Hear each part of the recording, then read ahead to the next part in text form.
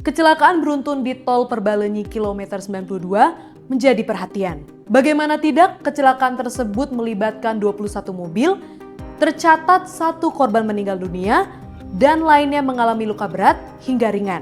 Terlihat detik-detik kecelakaan beruntun tersebut yang diduga diakibatkan oleh sebuah truk yang tidak dapat dikendalikan. Memang pihak berwenang masih melakukan penyelidikan, namun masih harus didalami lagi. Apakah karena human error, teknis, atau pola kerja sopir truk yang disebut-sebut tidak wajar? Simak ulasannya dalam Voy hari ini. Remblong diduga menjadi penyebab kecelakaan beruntun di kilometer 92 tol Perbalenyi arah Jakarta yang terjadi pada Senin sore sekitar pukul 15 WIB. Kabid Humas Polda Jabar Jules Abraham Abbas mengatakan kecelakaan ini diduga dipicu oleh truk bermuatan berat yang mengalami remblong sehingga menabrak kendaraan-kendaraan di depannya. Akibat insiden ini, 1 orang meninggal dunia dan 29 lainnya luka-luka. 4 orang luka berat dan 25 luka ringan. Para korban sudah dilarikan ke RS Abdul Rozak dan RS Siloam Purwakarta.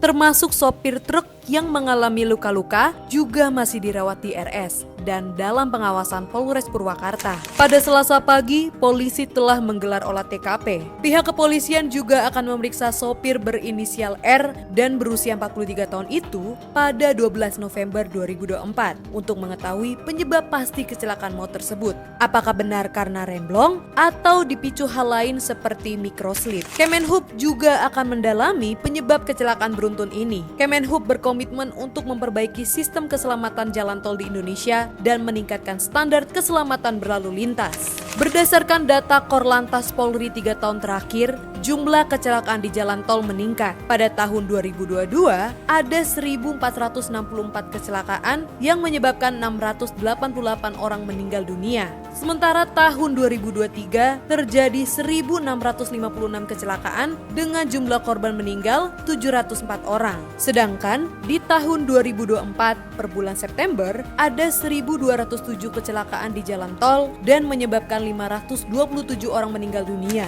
Dilansir dari website resmi Dishub, truk bermuatan berat atau truk overload dan overdimension yang disingkat odol ini memang kerap melanggar UU lalu lintas dan angkutan jalan sehingga menyebabkan kecelakaan. Mulai dari mengangkut muatan dan dimensi yang melebihi ketentuan, kecepatan di atas ketentuan, dan microslip sopir akibat kelelahan, hingga kondisi kendaraan yang buruk termasuk remblong. Komite Nasional Keselamatan Transportasi atau KNKT juga mengungkapkan masalah krusial pada pengemudi di Indonesia. Pertama, jumlah pengemudi bus dan truk di Indonesia menurun. Kedua, kurangnya kapasitas pengemudi dalam mengoperasikan kendaraan dan pendeteksian dini atas kondisi kendaraan yang buruk sehingga tidak mendeteksi remblong. Ketiga, tingginya jam kerja sopir yang menyebabkan sopir kelelahan berujung microslip. Lantas, apa yang harus dilakukan agar kecelakaan di jalan tol akibat truk over muatan itu tidak terulang?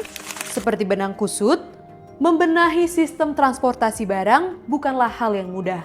Perlu integritas dan kesadaran akan keselamatan jiwa di jalan raya. Bukan rahasia lagi jika ada banyak oknum-oknum tertentu yang mempertaruhkan keselamatan berkendara demi keuntungan. Untuk mengubah semua itu menjadi lebih baik, pastinya bisa. Namun pertanyaannya, mau atau tidak? Jadi akar masalahnya itu sopir Indonesia tentu tidak punya upah standar. Hanya beberapa perusahaan yang bisa menjamin kehidupan layak untuk sopir truk, namanya perusahaan tambang, perusahaan angkut B3 ya, itu saya lihat layak dan memang cara pengoperasiannya cukup bagus lah, bisa ditiru sebagai standar ya. Tapi kan tidak banyak seperti itu, karena butuh perawatan cukup mahal. Sementara tarif-tarif angkutnya itu sekarang bebas, murah-murahan, gak ada batas minimumnya berapa, nggak ada. Itu menyebabkan perusahaan angkutan akhirnya mengorbankan perawatan, mengorbankan supirnya, ya.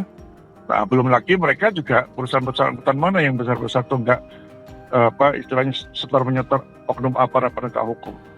Kalau nggak setor menyetor ya mereka diganggu juga, itu kan. Ya demi bisnisnya mereka harus dekat dengan oknum aparat penegak hukum. Nah, bisa beresin oknum kayak gitu kan ya presiden, siapa lagi. Nah, belum lagi pungli-punglinya memberatkan supir, sudah hasilnya kecil, punglinya banyak di mana-mana, itu masih terjadi. Ini kecelakaan kayak gini, modelnya sama lah. Ini tinggal nunggu waktu, tinggal tempat, lokasinya berbeda-beda, selalu begitu. Rem blong itu kan cuman ujungnya aja, tapi persoalan akar masalahnya kan ini akumulasi tata kelola angkutan barang kita yang masih carut marut. Mesti itu ujung-ujungnya kecelakaan, keselamatan, selalu begitu. Jadi selama carut marutnya nggak diberesin, ya gini aja, tetap terjadi nanti. Tinggal nunggu waktu aja.